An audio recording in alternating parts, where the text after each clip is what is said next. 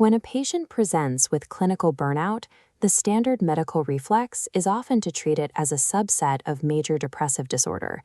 The reason for this diagnostic overlap usually comes down to one shared severe presenting symptom: chronic sleep disturbance.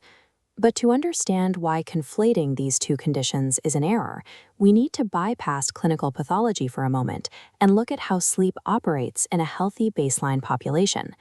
This is a 2019 thesis examining the relationship between sleep variables and well-being. The data isolates a very specific variable: subjective perceived sleep quality. In healthy individuals, high perceived sleep quality strongly dictates subjective well-being. And here is the inverse finding from the exact same study. When isolating for sleep duration, the sheer number of hours spent in bed, there is zero statistically significant predictive power for subjective well-being. If the number of hours a healthy person sleeps fails to predict whether they feel rested, then clinical models relying on sleep duration to track burnout recovery track the wrong metric entirely. To test this in a clinical setting, a team led by Wilmar Schaufeli studied 60 patients suffering from severe burnout, individuals completely removed from the workforce on extended sick leave. The objective was to prove that the sleep disturbances characteristic of severe burnout are direct symptoms of energy depletion, not secondary side effects of depression. Proving this meant abandoning standard clinical questionnaires. Retrospective surveys ask patients to summarize weeks of fatigue into a single static score. Human memory is poorly equipped for this.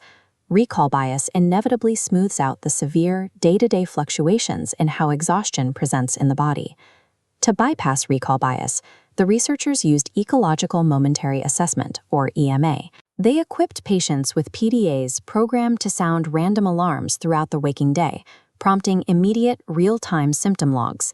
This methodology forces the analysis out of broad assumptions about a patient's general mood and down into the hard, hour-by-hour reality of their fatigue.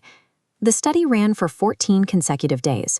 Patients logged their symptoms during 5 random daily prompts, plus dedicated morning and evening diaries. This high-frequency capture isolates the With this granular data, the researchers established a specific, quantifiable metric to measure sleep efficacy: recovery through sleep. Here is the mathematical baseline.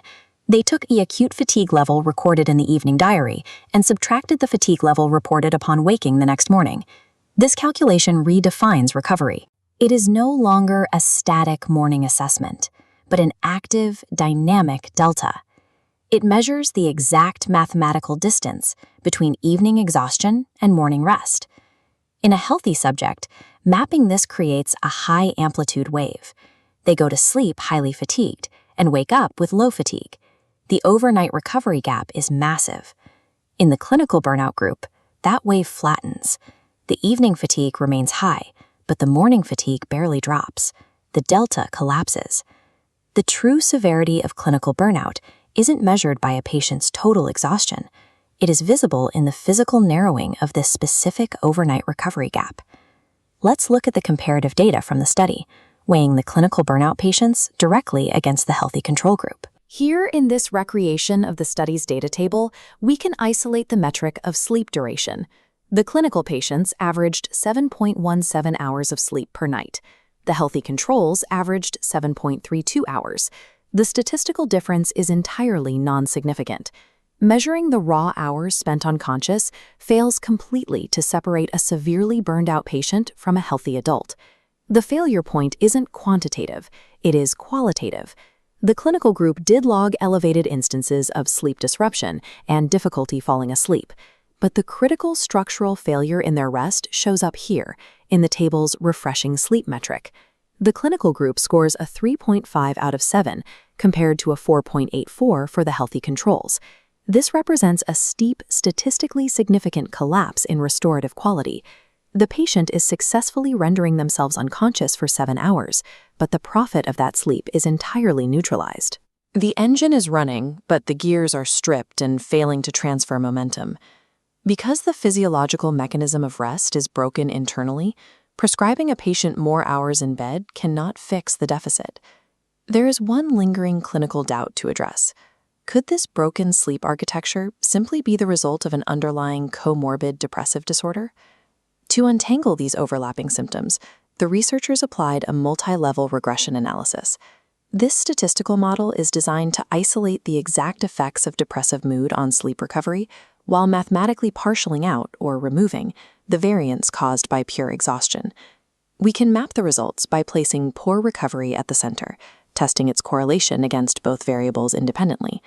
The model reveals a strong, solid correlation between poor sleep recovery and chronic exhaustion, with a beta coefficient of -0.34. This negative correlation confirms that the inability to recover overnight is tied tightly to severe primary energy depletion. But what happens when the model isolates for depression? There is no positive correlation. The data completely severs the mathematical link between poor sleep recovery and mood pathology. The inability to profit from sleep is a direct symptom of a drained physiological battery. It operates entirely independently of depressive mood.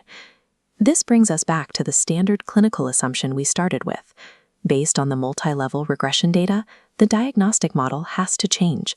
Impaired sleep recovery belongs strictly inside the boundaries of clinical burnout. Properly classifying this symptom changes the entire trajectory of a patient's treatment. Standard depression-centric therapies like SSRIs or basic sleep hygiene checklists are targeting the wrong mechanism. They will fail to restore the sleep architecture of a burnout patient. Interventions must pivot away from mood regulation. The objective is direct, physiological energy restoration. This data has implications far beyond the severe clinical setting. It applies directly to occupational health and consumer sleep tracking. The duration metric fails uniformly. It cannot predict a worker's well-being and cannot track a patient's recovery. Monitoring burnout risk requires a redesign of the tools and metrics we prioritize. The true early warning sign isn't losing sleep. It's the narrowing of the daily fatigue delta, the silent loss of refreshed awakening. True recovery requires abandoning the stopwatch.